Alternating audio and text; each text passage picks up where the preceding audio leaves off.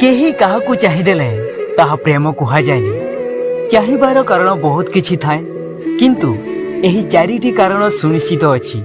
हेई पारे छोट बेले गोटे स्कूल रे पढुतले, आपनकु मने पडुनी, किंतु हठात जेतेबेले से तुमको 20-22 वर्ष पर देखुछि, तोते देखिकी संदेह रही जाउछि। हेई पारे आपनको नेचर जानिला परे से तो सहित कथा हेबा पई चाहुछि। हेई पारे तो सुंदर चेहरा देखिकी फिदा हिथिबो। हेई पारे तो सहित बंधुता रखिया पई चाहुछि।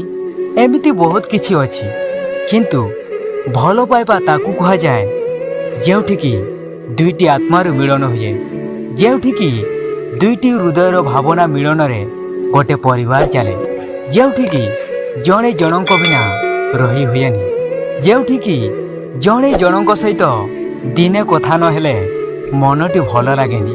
ए होछि प्रेम।